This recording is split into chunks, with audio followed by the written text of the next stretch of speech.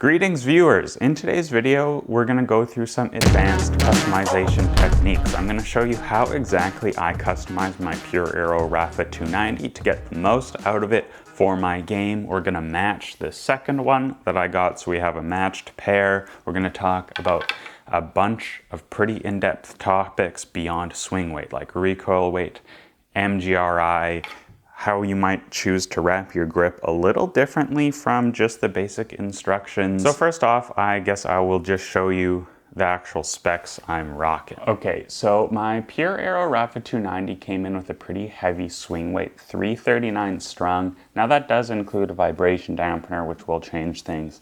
1.25 millimeter gauge polyester strings and an overgrip. It's probably a bit heavier than I would prefer in an ideal world, but that's a swing weight I've got. I didn't add any weight to the hoop and there's nothing hidden under the bumper, so not much I can really do to reduce it if I could. I'll probably settle on with like 1.23 millimeter strings because that for me is the right blend of enough thickness to provide decent durability. I think a 1.20 or thinner would just snap way too quick with how open this pattern is, and takes out a little bit of head weight. With a 1.23, I can bring the swing weight down by about 1 point to 338, which is more in, well, one slight step closer to what I'd prefer. So the strung static weight on the Rafa is lower than I'm used to by about 5 grams. So 339.3, which of course includes all the fixings. I've got the overgrip, a leather grip, the little gummy band that these rackets come with, which I like, to be honest, vibration dampener, of course, and then the strings. Under this overgrip, you'll find I always keep a VT Advantic leather grip. Now, there's two reasons that I personally choose VT Advantic over some of the other brands. One is you can see like it's pretty thin and really molds to the handle well, like you can see how tight those bevels are. That's because the actual leather material on here is pretty thin, which I really like the feeling of like something really hard in my hands, and I like feeling those corners. The other reason is the actual leather is very soft and much higher quality than a lot of the other brands. Like for example, this is a head leather grip, which feels quite a bit thicker, not as soft, not as nice, and just overall a little bit cheaper than this VT Advantic, but the VT Advantic ones are not exactly cheap. But I personally don't mind paying a little bit more for something that's going to last so long. And so one of the reasons that these VT Advantic leather grips last so long is because they have this VT material, which is supposed to be vibration dampening, is very resilient, and it keeps the whole thing really firm and intact, so they can come on and off quite easily, and best of all, you don't need to put sticky tape. This is like a very tacky material. It just sticks and grips and it has never slipped on me. Repeatable usages totally works really well, whereas sometimes with the leather grips you got to use the sticky tape, and then the sticky tape when you take it off will tear. For example, this Dunlop one you can see has torn on me when I was taking it off because the sticky adhesive is just a little bit too strong for how cheap this leather is. The other thing that I do, which we can compare the flares on the brand new Rafa versus the old Rafa, is I double wrap the butt cap base to make it a little bit wider. And that really helps me on my forehand side because I hold it quite low, so I like to have this extra little bit of flare resting in my palm. That helps me keep a much looser grip, so I don't have to squeeze as tight as if it were smaller, because you kind of just like hold these two fingers together, your middle finger and your thumb, loosely, but because of that pronounced flare, I can't pull the racket out. So on my forehand and serve, I can stay nice and loose, get a lot of good wrist mobility without worrying about the racket flying out of my hand. So after adding a leather grip, I still felt like the Pure Aero Rafa was swinging too fast and I needed to slow it down. And the shots that I really noticed that the Rafa was swinging too fast on was mainly returns and a little bit on backhand. So it was really hard to take service returns early. and time it right when the racket is coming through so quickly. And the racket comes through so quickly because the static weight is so much lower than I'm used to. So the MGRI was quite low. It was like under 20.5, somewhere in that range. And when the MGRI is low, you get a lot of acceleration through the contact zone. Get lots of wrist lag is really easy. So it's nice on forehand ground strokes when your timing is on, your footwork is on. But if your timing is not on, which could be on service returns, because that's more often when you're pressed for time, it can be hard to get clean contact. I find that was also true on my backhand. My backhand was coming through way too fast, so I did put some weight in the handle to try to kind of slow things down, get that slow motion feeling of contact in the contact zone, so you can find that out in front contact. So that, to me, usually means adding weight to the top of the handle. So I threw some in at the 7-inch mark. You'll find a lot of pros use that, like I've seen that on Murray. And then I was a bit like, well, the recoil weight is way out of my range. According to this chart that makes recommendations for your recoil weight based on your height, I should be closer to the 170 range, which actually was where my 1820 whiteout was. It was where my 360 plus Extreme Tour was, and even before that, that was where my VCore 95 was. Now, back in the day that I was using the VCore 95 and the Extreme Tour, I was not tuning for recoil weight. I did not try to go, yeah, I need to hit that 170 because of this dude's chart. In fact, this dude's chart didn't really get released until about a year ago when I was using that whiteout. So I was kind of customizing my feel to a 170-ish recoil weight, which is pretty interesting. However, this high swing weight with a high recoil weight makes the racket way too slow and hard to use for me. It's tiring. I tried adding just like 4 grams to the butt cap underneath the trap door here, and that made the racket noticeably more taxing, noticeably slower on my forehand, which is kind of weird because you'd think, oh, it's just in the palm of your hand, it shouldn't matter, like it's not going to affect the swing weight at all, because that's where you do the rotation. But when you go and do the swing, the whole full racket coming through, you're actually moving that extra 4 grams pretty far, and the racket becomes pretty unmaneuverable about the balance point, which is the definition of recoil weight. So the next thing that we have to do is match this new Pure Aero Rafa to the old one. So when it comes to matching rackets, I find the best way to do it is cut out the strings and take off the overgrip. This helps us reduce variables because different grips might weigh different amounts. You might put it on a little bit differently, plus or minus 1 gram of overgrip. And then strings, if you wear the strings, that will notch them, so you're dealing with less material. You just want to keep everything the same, isolate the variables. Next thing you're going to want to do is start making notes. I prefer doing this with a pen and paper. I will set it up over here. We've got the Rafa old, which is this one, and then the Rafa new, which will be the new one. With the old one here, we're at 312.4, as you can see on the scale here, 312.4 grams. Obviously it's moving up and down because when I press the shelf it moves, but if I don't touch it, it's fine. With the new Rafa, unmodified completely, it comes in at 293. So actually pretty solid QC on this one, 293 grams. So here we go with the swing weight, 304.3 on the operating spec versus unstrung with the new Rafa at 294.1. 20 grams of static weight to add and 10 points in swing weight. I know about 3 grams in static weight will be going to matching the swing weights at 12, and then about 10 grams difference for the leather grip. So just for fun, let's see the weight difference between these two. So here is the Babolat Syntec Pro at 12.6 grams versus the VT Advantic leather at 22.8. So yes, a 10 gram difference going to this leather grip compared to stock. And then I'm also going to attempt to show you how I wrap the extra little flare on the butt cap as I do this.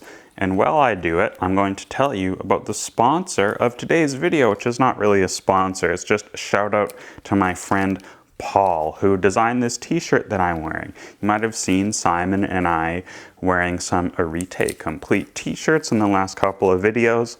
I absolutely love them. So here you can see I'm going twice around. So putting it on at the bottom of the Babolat, wrapping it around once to the bottom of the Babolat, wrapping it around, and now I'm going to, as soon as I hit the bottom of the Babolat again, I'm going to start going up the handle. My girlfriend's mom complimented me on this t-shirt, which, if you know, that is more important than a compliment from your actual girlfriend. And then my favorite part about these shirts is that they're designed by an artist. Paul is an artist. My family is a family full of artists and makers. I always like to support artists who are doing, you know, their own thing just in their basement or their studio. He's got a little studio down in Philadelphia. He hand dyes every single one of these shirts. So this like houndstooth pattern is not printed on. It's dyed into the fabric. You can see it kind of shows through on the other side. There's no cracking or anything. The shirt, in my opinion, if you could see, fits me like an absolute glove. So soft, it's aged well. Like, I wear this shirt probably 3 times a week. I've washed it once a week since I got it several months ago, like maybe in May or something. I don't know when, but I think it has held up fantastically well. Plus, this, like, the seams are really clean. It's got a little Arite Complete logo on the side. I just like this shirt a lot. Artist-made stuff is cool, and if you have the chance to support local artists around you, you have the money for it, which I understand not everyone does, I highly recommend it. Whether they're Paul's shirts or buying pottery from a local vendor or something, highly recommend. Okay, enough of that. So after I've wrapped this, I need to do like a bit of a hand test to make sure they feel right. And I would say not completely indistinguishable, but pretty much close enough that I'm not really gonna notice. Yeah, you can see this one is a little bit wider, but good enough for me. So now that I've added the leather grip, because that's pretty much non-negotiable for me, it's time to match the swing weight. So I find that kind of the best way to start customization. This lead is 1 gram per inch thick, and I know that every gram of lead that I add at 12 will increase swing weight by 3 points. So these are all inch marks I made on my table here. So 1, 2, 3, and then I go for a little snip. And this is 1/2 inch thick, so I gotta cut it in half as well. And I'll be able to sneak this under the bumper guard. But the first thing I like to do is just, before I waste a bunch of time trying to shove it under only to get a result I don't like, stick it on the top here,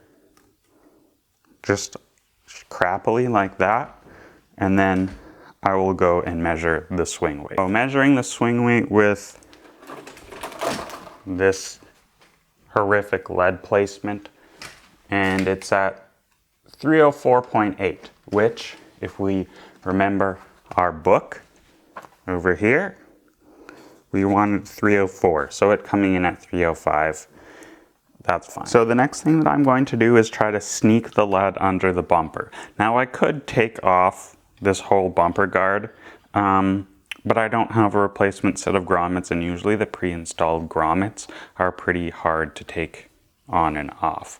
So I have found a pretty gnarly hack, and that is you just get a stringing awl which probably came with your stringer. I assume if you have a swing weight machine, you're probably stringing your own rackets.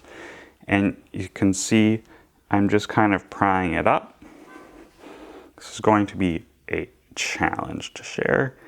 And then you start sneaking it under. And then I go underneath the lead with the awl.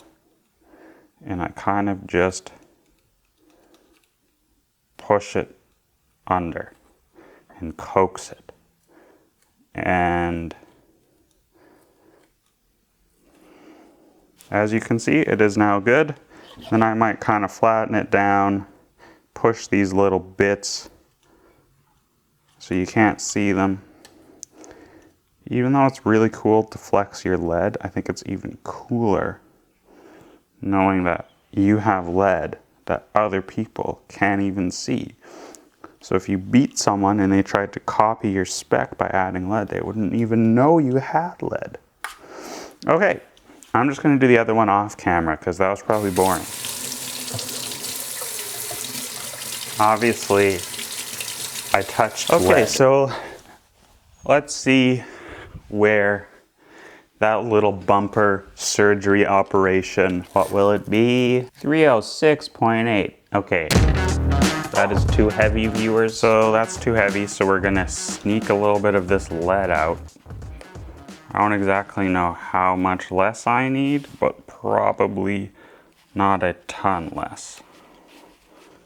I think that amount less, so I will snip that off. This is gonna be imbalanced, but I don't think it's gonna matter that much, to be honest. It's all pretty close to the tip, which I think. All right, let's see, where are we gonna land?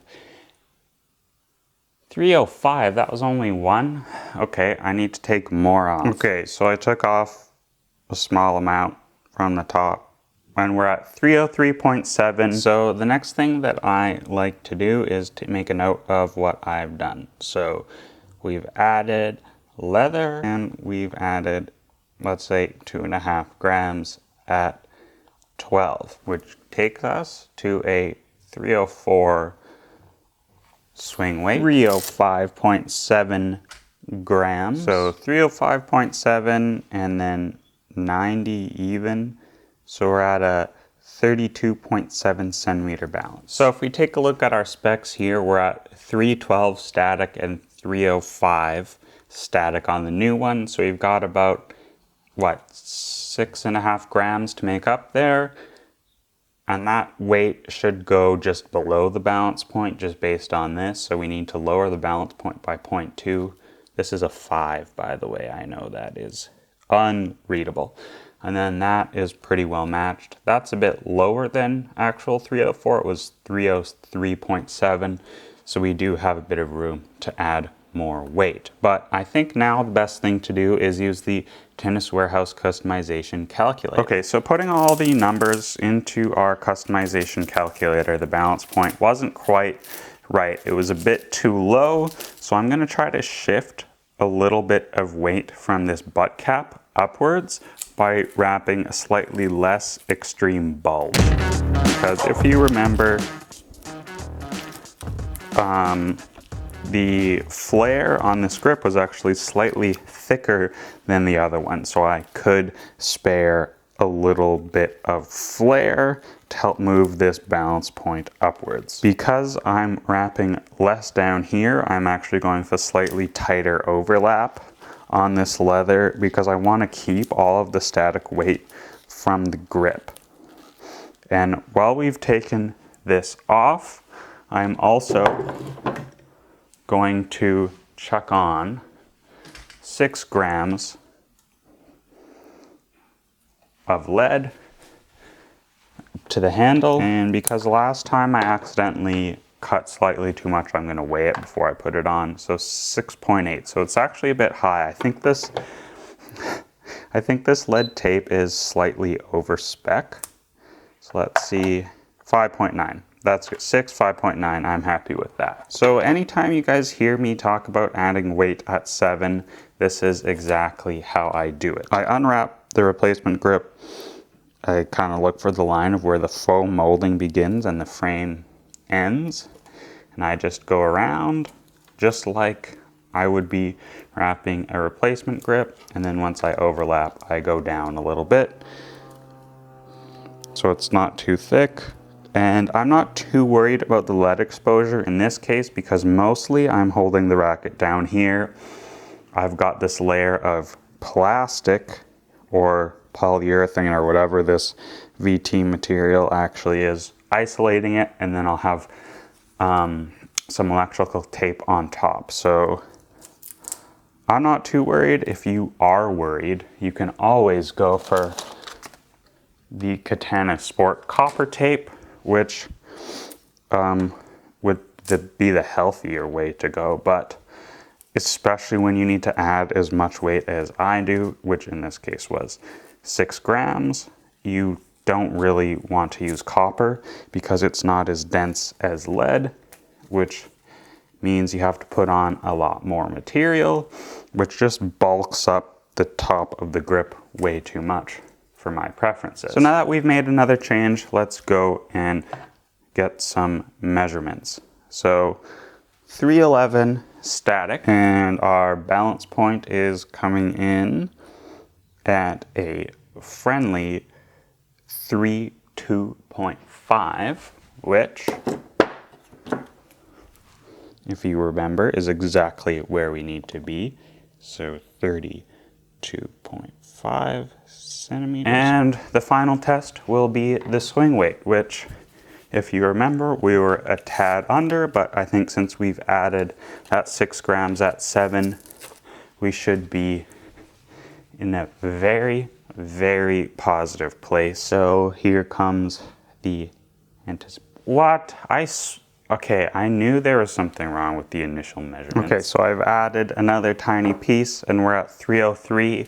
So that piece was too tiny. And I've added another tiny piece at 12. So we're at 303.8, which I'm pretty happy with as close enough. Just for reference, this is the tiny amount that I added at 12. So 0.7 grams. So hopefully you can kind of see that I don't get it perfectly right every single time, even when I do the calculations ahead of time. Part of it is definitely, you know, the human error when it comes to making measurements with hand tools like this. If everything was perfectly electronic, I think that would make things a bit easier. But I believe it's quite possible I didn't mount this thing perfectly when I made my initial measurement and it came in too high a while ago. So now that the lead is under the bumper, let's just double check where we're at. 303.7. And I think I can live with that. So that's the new one. This is the old one. Just to double check the swing weights. The swing weights for me is the main thing that I'm really obsessed with, making sure that they're within 1 point generally. Static weight, I can handle a small variance. So 304. Okay, so like, come on, that's pretty close. 0.3 swing weight in difference. Let's double check the static weight again. The balance point, I'm pretty loose. I don't need to double check that one. So 312.2, 0.3, 0.4, 0.3. And this one, 311.5. So that's what, a gram variance, maybe a little less. That is exactly how I match my rackets. Throw on a couple lukey overgrips on there and you're pretty much ready to hit the court, until you remember that you also now need to